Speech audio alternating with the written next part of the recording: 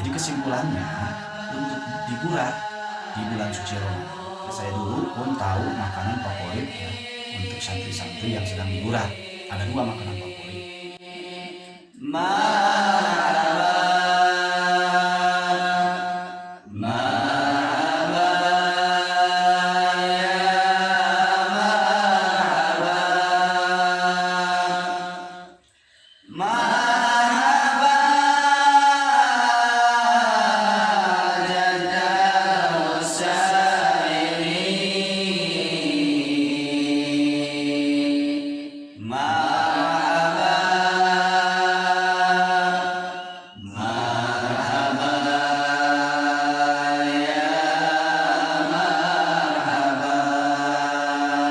Assalamualaikum warahmatullahi wabarakatuh. Waalaikumsalam warahmatullahi wabarakatuh.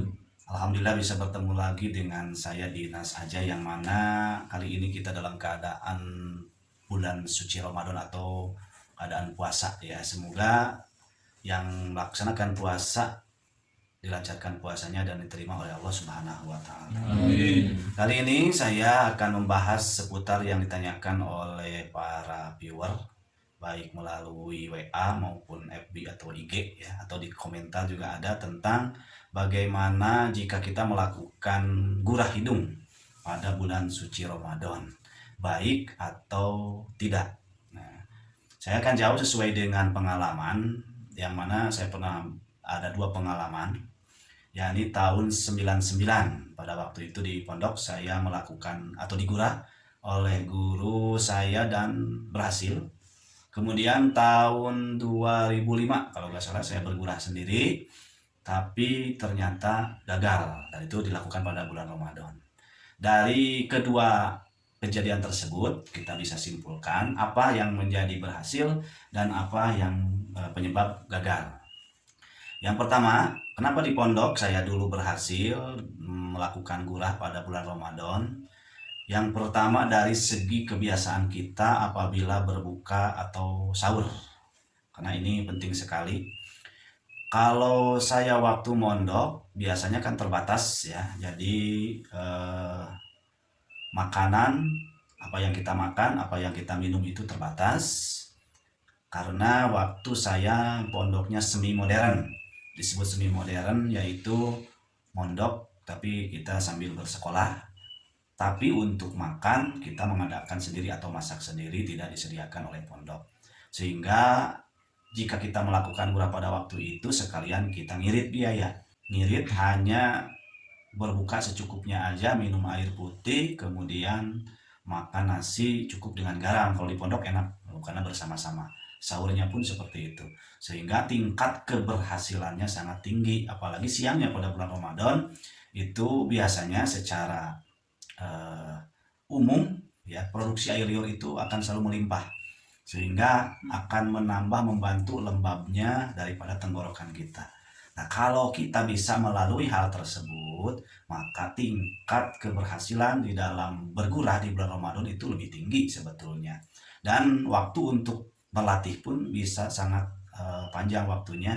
Kita bisa membangunkan sahur jam 2 qori ataupun baca sholawat, kita tidak takut untuk jelek atau bagusnya.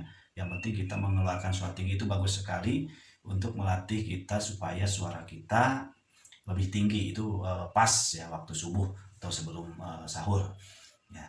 Dan ternyata di waktu yang kedua setelah saya keluar dari pondok tahun 2005, saya melakukan gurah sendiri.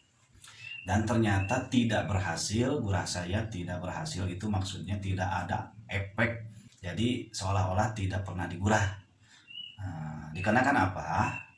Yang pertama, kalau di rumah kebiasaan orang berpuasa itu biasa pada saat buka segala ada ya, apalagi yang dingin-dingin ya.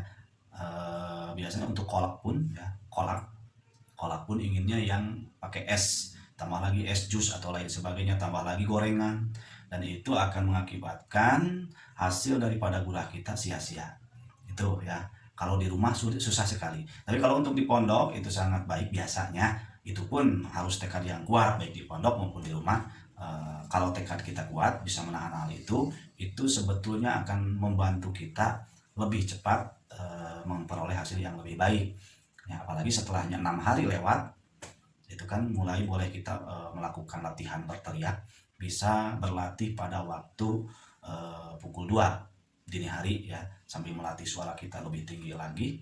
Jadi kesimpulannya, untuk digurah di bulan suci Ramadan, apabila satu, kita siap untuk menghindari hal-hal larangannya, itu terutama itu yang paling berat itu menghindari makanan yang berminyak.